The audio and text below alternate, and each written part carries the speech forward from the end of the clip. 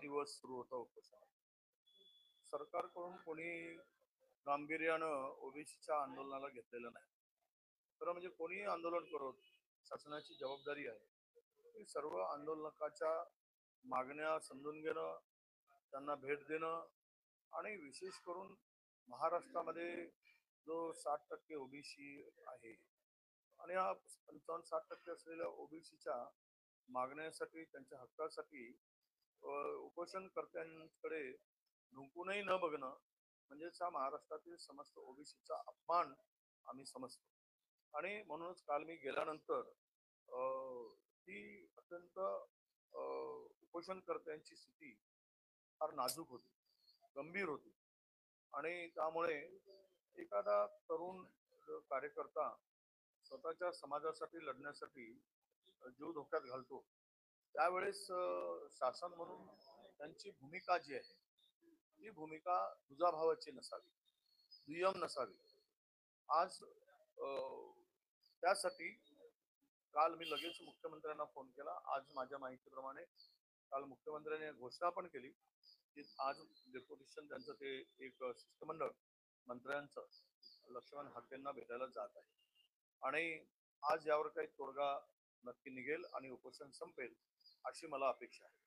म्हणूनच मी काल पाठिंबा देण्यासाठी ओबीसीचा एक छोटासा घटक म्हणून, कार्यकर्ता म्हणून आणि ओबीसी समाजाचा एक व्यक्ती म्हणून हे माझं कर्तव्य होतं, त्यासाठी मी गेलेलो होतो. बिहारमध्ये 50%च्या वरचं आरक्षण महाराष्ट्रात मराठा समाजाला जे आरक्षण दिलं त्यावेळी महाराष्ट्रातही 50%च्या वर आरक्षण दिलं, ती धोक्यात येईल का असं काय वाटतं? मुळात शासनाची जसं बिहारमध्ये सुप्रीम आपल्या हायकोर्टाने रद्द केलं, त्यापुढेही पश्चिम बंगाल सरकार, पश्चिम बंगाल हायकोर्टाच्या बेंचने सुद्धा 2010 नंतर आलेले सर्व ओबीसीचा आरक्षण रद्द केलेलं आहे. 2010 नंतर पश्चिम बंगाल सरकारने सुद्धा केलेलं आहे, म्हणजे सरकारने नाही, हायकोर्टाने केलेलं आहे. तर असं आहे की कायद्यांच्या चौकटीत बसेल ते सर्व करण्याची आवश्यकता आहे, परंतु मताच्या लाचारीसाठी सरकारची कुठेही संविधानिक रित्या ते आरक्षण कसं टिकेल आणि ते टिकावं यासाठी कुठलेच प्रयत्न नाही. मताच्या लाचारीसाठी आलं त्याला आश्वासन देणं आणि वेळ मारून नेणं एवढाच धंदा सरकारने केलेला आहे. त्याच्या पलीकडं आज जे परिस्थिती निर्माण झाली, या दोनही समाजामध्ये आपसात भांडण लावण्याचं पाप माहिती सरकारने केलेलं आहे. कारण 2014 मध्ये सरकार आल्यानंतर हे जे सुरू झाले जाती जातीमध्ये, धर्माधर्मामध्ये तेढ जी निर्माण झाली महाराष्ट्रात, या पुरोगामी महाराष्ट्रामध्ये, या महाराष्ट्राला डाग लावण्याचं, कलंक लावण्याचं काम जर कोणी केलं असेल तर भाजप शिवसेना त्यावेळच्या महायुती सरकारने केलेला आहे. आणि आजही तेच चाललेलं आहे. ज्या गोष्टी होऊ शकत नाहीत त्या गोष्टी देतो म्हणून सांगायचं, वेळ मारून न्यायची, महिनाभराची वेळ घ्यायची, 2 महिन्याची वेळ घ्यायची आणि ते त्यांच्या तोंडाला पानं पुसायचं. मराठा समाजाचे नेते बसले उपोषणाला, आपले तरंगेजी, त्यांनाही सांगितलं आम्ही जी.आर काढतो. काल त्याचा खुलासा स्पष्टपणे यांनी दिला, तुमच्या गिरीश महाजनांनी, की सगळे सोयरेचा जी.आर हायकोर्टात टिकणार नाही. अरे तुमचाच एक मंत्री म्हणतो ते टिकणार नाही, मग तुम्ही अभ्यास करत नाही का? तुम्ही का असं बोलून लोकांना हे करताय, भडकवताय आणि लोकांच्या भावनेला ठेच पोचताय? हे सर्व गोष्टी जे झालेत राज्यामध्ये या महायुती सरकारच्या नाकर्तेपणा आणि बेजबाबदारपणा यामुळे या गोष्टी घडलेल्या आहेत. मी काल गेलेलो, मला हजारो ओबीसी बांधव त्या ठिकाणी उपस्थित होते. त्यांना मी सांगितलं की संविधान हा सर्वात महत्वाचा आणि आपल्याला दिलेला एक प्रोटेक्शन आहे आणि त्यामुळं संविधानाच्या पलीकडे जो काही कोणी करेल ते टिकणार नाही. कारण बाबासाहेब आंबेडकरांनी आम्हाला घटनेच्या माध्यमातून जे आरक्षण दिलं ते हिसकावण्याचा कोणाचाही अधिकार नाही, हिसकवू शकणार नाही. आणि म्हणून या लढाईसाठी मी त्यांच्या सोबत आहे हे स्पष्टपणे मी सांगितलं आहे. आमचा कोणालाही विरोध नाही. मराठा समाजाला काही काल मला बोलताना सांगितलं त्यांच्या डोळ्यात अश्रू आले नाही का, जरांगे बोलले, आमच्या डोळ्यात सगळ्यांसाठी अश्रू येतात. आम्ही आम्ही काही दुश्मन नाही, परंतु तुम्ही ज्या पद्धतीनं विषय मांडला तो सरकारने सोडवला पाहिजे. ते आमच्या हातात नाही आहे. तुम्ही सरकारवर दोष द्या. सरकारने तुमची फसगत केलेली आहे. जे होत असेल ते त्यांच्याकडे बघा. मी त्यांनाही भेटायला गेलो होतो जरांगे पाटलांना उपोषण करताना. त्यामुळं मी कधी असं म्हटलं नाही की मी मराठा एक विरोधी पक्षनेता आहे. जो कोणी हक्कासाठी न्यायासाठी लढत असेल, प्राणांतिक उपोषण करत असेल, त्या ठिकाणी जाऊन भेटणं हे माझं कर्तव्य आहे. आणि मी ओबीसीचा म्हणून तर मला तिथे गेलंच पाहिजे. मी कार्यकर्ता म्हणून त्या समाजात मी जन्मलो आहे. आणि म्हणून मराठाच्या संदर्भातले जे काही निर्णय मी मंत्री असताना घेतले सारथीमध्ये, ते सर्व निर्णय पुढे आहेत. आम्ही कधी असं नाही, मराठा समाजातलेही सर्व त्यांच्या नेतृत्वात आम्ही महाराष्ट्रामध्ये काम केलेलं आहे. अनेक नेत्यांच्या मराठा समाजाच्या नेतृत्वामध्ये त्यांनी सुद्धा आम्हाला फार जपलं आहे, अनेक नेत्यांनी. त्यामुळं ह्या अशा पद्धतीचे बोलणं विलासरावांच्या पासून आम्ही काम करत आलो. विलासरावांनी सुद्धा 2004 मध्ये ओबीसी बांधवांना 50% आरक्षण देण्याचं काम केलंय. त्यांचं नाव अजूनही आम्ही घेतो. महाराष्ट्रामध्ये जे 50% विद्यार्थ्यांना जी स्कॉलरशिप मिळते 50%, विलासराव देशमुखांची देण आहे. कुठलाही माहिती न घेता कुणावर असा हेतुआरोप करू नये अशी आमची त्यांना विनंती आहे. आणि हा समाज एकत्र यावा यासाठी प्रयत्न करा. कोणी असू देत, लक्ष्मण हाके असू देत किंवा जरांगे पाटील असू देत, या सगळ्यांनी हा समाज एकत्र आणला पाहिजे. तुम्हाला कदाचित माहित नसेल, मराठवाड्यामध्ये काही जिल्ह्यामध्ये ओबीसी आणि मराठा एकमेकाचे तोंड बघत नाही आहेत. वाद एवढा विकोपाला गेलाय. शेतीकडे जाणारा रस्ता अडवला जाता एकमेकाचा. शेतीकडे जाणारा, उद्या कुठल्या दिशेनं महाराष्ट्राला नेताय तुम्ही नालायकपणा करून, हा खरा विषय इथे येतोय. व्यवहार बंद होत चाललेत. कोणी लावली आग, कोणामुळे हा संघर्ष उभा झाला, याचा सखोल अभ्यास करावा. आणि जो दोषी असेल त्याला संपवण्याचा विळा जरांगे पाटील घेऊ देत आणि हाकेनी घ्यावा. खरंच ज्यानी ज्यानी आणि आम्ही घेऊ. महाराष्ट्राच्या पुरोगामित्वाला एक कलंक म्हणून महाराष्ट्रामध्ये काही नेतृत्व उभं झालंय. त्या नेतृत्वाला तुम्ही चॅलेंज, त्याला तुम्ही बोला. आमच्याकडे बोलून उपयोग काय? आमच्याकडे आहे काय देण्यासारखं? आणि ज्या दिवशी आम्ही सत्तेत येऊ आणि येणारच पुढच्या महाविकास आघाडीचं सरकार, त्यावेळेस या दोनही समाजाला सोबत बसवून एक समन्वयाचा तोडगा काढून अनेक वर्षापासूनच्या पुरोगामित्वाची जे काही एकमेकांचे सौंदर्याचे आणि सुखदुःख वाटण्याचे जे काही संबंध होते ते पुन्हा अबाधित राखण्यासाठी आमचा प्रयत्न राहील. पंकजा मुंडे यांना ओबीसी नेत्या म्हणून राज्यसभेत पाठवा असं फडणवीस म्हणाले. आता ते त्यांचा अंतर्गत विषय आहे. कोणाला पाठवावं, कोणाला पाळावं, कोणाला निवडून आणावं, कोणाला मंत्री करावं, हा महाराष्ट्रातील नेत्यांचा भारतीय जनता पक्षाच्या अंतर्गत तो संबंध आहे. कारण आम्हाला कोणाच्या पक्षामध्ये धुडगूस किंवा मतप्रदर्शन करण्याचा आमचा अधिकार नाही. पोलीस भरती सुरू आहे, अनेक ठिकाणी ग्राउंडवरती पाणी पडल्यामुळे नाही, आम्ही तीच मागणी केली होती. मी मुख्यमंत्री उपमुख्यमंत्र्यांच्याकडे हे पत्र पाठवूनही मागणी केली होती. मी आमच्या पोलीस महासंचालकांना मागणी केली होती की तुम्ही हे पावसाळ्यात घेताय ते पुढे ढकला.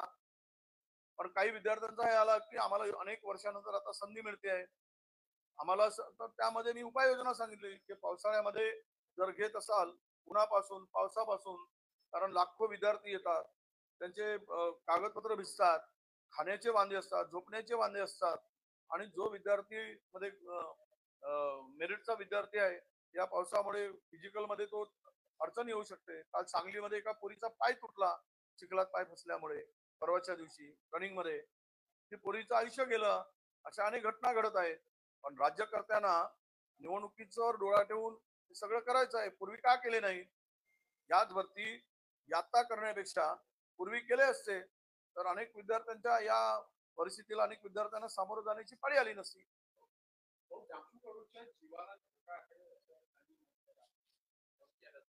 कुणाच्याही लोकप्रतिनिधी म्हणून सामाजिक क्षेत्रात, राजकीय क्षेत्रात, कुठल्याही क्षेत्रात काम करणारा जो काही नेता असतो त्याच्या संरक्षणाची हमी ही सरकारची आहे. अशा प्रकारची धमकी कोणी देत असेल त्यांचं संरक्षण केलं पाहिजे. आणि बच्चू कडूंच्या जर केसाला धक्का लावला तर हे राज्य सरकार जबाबदार राहील. त्याची खबरदारी सुद्धा राज्य सरकारने घेतली पाहिजे. त्यावेळेस बच्चू कडूंचा स्वभाव हा गावरान स्वभाव आहे. जो आहे तोंडफड स्वभाव आहे. आणि म्हणून अशा नेता ज्यावेळेस स्पष्टपणे काही भूमिका घेतो त्यावेळेस हारलेल्यांना, सत्ताधाऱ्यांना त्याचं दुःख काही झालं असेल, त्यातून कदाचित हा प्रयोग होण्याची शक्यता आहे.